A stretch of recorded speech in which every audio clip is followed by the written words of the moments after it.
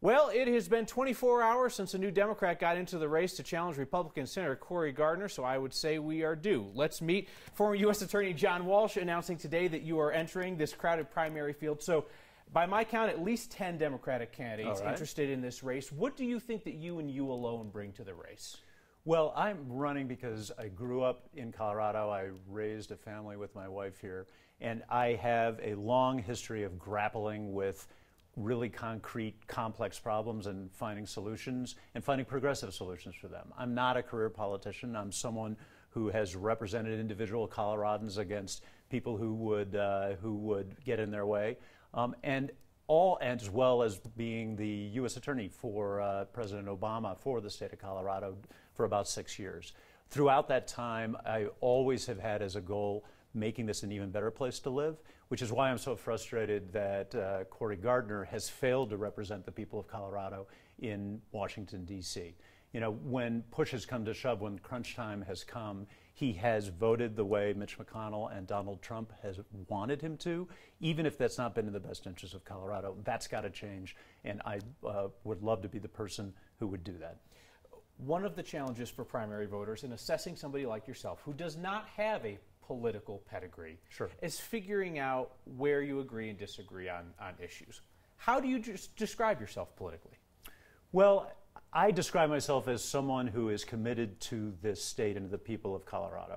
I'm a proud progressive Democrat, but I'm also a pragmatic Democrat. What does that mean? Well, I'll give you some examples. As U.S. Attorney, I was not only the head of the office here, but also took on some national leadership roles, including holding the Wall Street banks accountable for their misconduct during the financial crisis. I was the head of the U.S. Attorney effort that ultimately resulted in tens of billions of dollars of penalties being assessed against those banks. In addition, I've taken strong stance against the pharmaceutical industry, like GlaxoSmithKline, where there was a multi-billion-dollar settlement, against opioid companies like McKesson. And throughout the course of that time, I also cared very much, and I cared deeply, about making sure that all communities in Colorado have their civil rights protected. I want to talk a little bit about your record and how people can interpret it into a political sphere.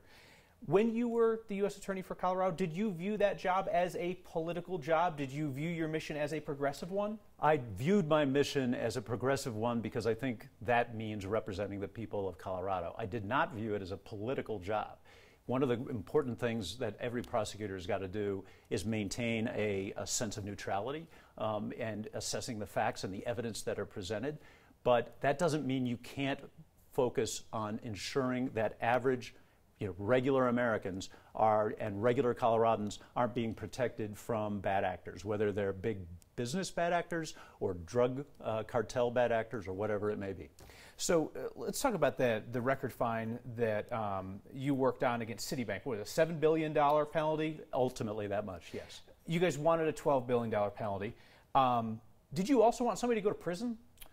We absolutely were looking for opportunities or evidence that would suggest that someone had engaged in criminal misconduct. But I always tell people that part of the problem in what happened in the financial crisis in 2007 and 2008 was not just what was against the law, but what was actually legal. And when we investigated those cases, we had a tremendous team that went at it. In the end, we concluded we had a strong civil case to assess that kind of penalty, but we did not have a criminal case that we could bring. You didn't have a criminal case because there wasn't evidence, or you didn't feel like there was strong enough evidence to put somebody in prison for the financial crisis? Well, it depended on the individual case. Again, going back to the point about... Asking about Citibank in Colorado specifically, just because that was here. No, there wasn't strong enough evidence to bring a criminal case in that matter. We looked hard, and that's true in a variety of matters. Part of what a good prosecutor's got to do is decide, okay, where does justice lie in bringing a case that's going to be provable beyond a reasonable doubt. Let me see if you will be the first candidate in this race to give me a straight answer to this question. Who do you look at on the national scene, and while you might not agree with everything that they stand for, you say, this person's getting a lot of things right, to help people place you on the ideological spectrum?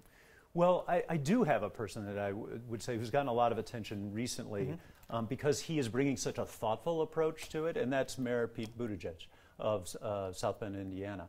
I'm not sure that I would say I agree with every single thing that he's saying, but what I really respect and admire is the tone he brings to this, which is a progressive policy platform, but really respectfully to all points of view. That's as close as we've ever gotten to a straight answer. I appreciate that. On that question, I've asked every candidate in the race, I believe. So let me ask you this. You came out pretty vocally in support of the red flag gun control bill, which was just signed into law by Governor Polis here in Colorado. You'll hear some conservatives say they don't love this bill, but there's a way to write it that they feel is constitutionally sound, and they don't believe that Colorado's bill, now law, as written, passes that test. You do think that it's solidly constitutional. Why? I do. Well, two reasons. First of all, there are two different components to that, and I don't want to dive too deeply into the legal analysis, but the Second Amendment part and then the due process part.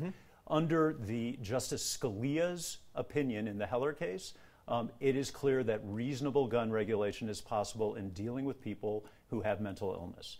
I think that ultimately there's very little question that this bill is going to be upheld under Second Amendment analysis. Under the due process side, it's really important to remember that there are elements of this bill that are the most protective of due process of any similar bill. There are 13 other states that have it. Any other statute that's in place. For example, this bill requires that there be appointed counsel paid for by the state for any person who is potentially subject to an order of this kind. Only state to do that, I believe. Yes. This is your first run for elected office. Not quite, no? Actually. No, I ran for district attorney in Denver. Oh, I'm sorry, you lost to Mitch Morrissey in 2003, 4? 2004, you ran for Denver District DA, Denver DA, I'm sorry. There are a number of other candidates in this race that have been frequent candidates in past election cycles. Mike Johnson ran for governor. Andrew Romanoff ran in a Senate primary against Senator Bennett. Is there an advantage in Democratic primary voters picking somebody like you who does not have that track record? Or are you disadvantaged by that? Or is it a non-issue? Well, I think I'm advantaged in the following sense. I have spent the 15 years since that race for the DA actually working on hard problems and getting solutions. I haven't been involved in running election campaigns, and so I've been focused on what really matters to the people of Colorado and how you can actually get government solutions and solutions under the law. I think that's a huge advantage. I think that's what the people of Colorado really want. In addition, I was in public office during a big chunk of that time as U.S. Attorney, and I had the great opportunity to work all over the state. So while I wasn't running for office while I was doing it, and while I saw that job as not a political job, I got to know people from the Four Corners to Julesburg, from the southeast part of the state to Craig. So we've talked about your time as U.S. Attorney, and then you've been in private practice after that. Yes. A lot of Democrats criticize Senator Cory Gardner for taking money from big corporate law firms. Sure. You got a paycheck from one. Is that going to be a problem for you? No, I don't think so. I resigned from my law firm because I wanted to be sure that everyone knew that there was a clean dividing line and that the only client I will have going forward in this campaign and also as senator for the state of Colorado is the people of the state of Colorado. Let me talk about one issue that's getting a lot of attention from Democrats these days, the idea of what to do about climate change and the proposed Green New Deal that's in Congress. Andrew Romanoff, who's another one of the well-known names in this primary, says that the Green New Deal is, quote, our last best chance to rescue the planet. Mm-hmm. Is that a dramatization or is that accurate, and do you support the Green New Deal as written? Well, look, there's no question that climate change is something, the biggest challenge I think the United States and the world is facing today. You know, I grew up here hiking and climbing for teeners, and that goes back all the way to the late 70s when I was still a teenager. There were places in Colorado where you could go where you still called things glaciers in those days. You go there now, and there's maybe just a little pocket of snow left. Over the course of a single human lifetime, it's possible to see here in Colorado how climate change has affected us. So it's incredibly important. So what does that mean? It means that we, as a country, need to move away from a fossil fuel-based economy to one that's based on renewable energy. You know, my wife works for a wind energy company, and she's constantly educating me on the fact that there is technology that exists, and there's technology just within our grasp that is going to make that a reality. This is not an impossible challenge. You know, the United States and American ingenuity can make it happen, and I completely agree with the notion that we need a determined federal effort to get us there, and to that degree I agree with the Green New Deal, but I have to say that the details of all of that, I think you have to look at the Green New Deal as an aspirational document and not an actual plan. Okay. Lastly, unaffiliated voters will have an enormous say in the general election. What is your pitch to someone who is not particularly progressive or particularly political that they should choose you to replace Senator Gardner? One of the things I've tried to do, both as U.S. Attorney and as a private lawyer working for individual clients and small businesses, is look for the solution. And to get there, sometimes you have to fight with the other side, but at the end of the day, you need to come to a resolution that works for everybody. And while right at the moment it may feel like hyper-partisanship makes it impossible to do that, I think it's crucially important for the future of our country that we look down the road to the moment in which we can accomplish things and listen and be respectful of the other side. That's why I would tell an unaffiliated voter that I'm the kind of person that they would want in the U.S. Senate to get things done, to help the people of this state, regardless of who I would be working with to get that done. And do you believe that that approach is possible so long as Mitch McConnell is running the Senate, or can that only be a future functioning mechanism if he is no longer the man in charge? Well, let me be very clear. The Democratic Party needs to take control of the Senate.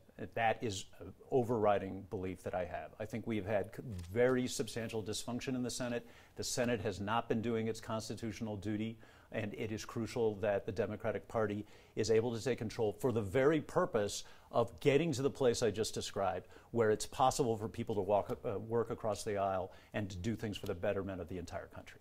John Walsh, thank you for coming in. Thank you for your time. Thank you very much.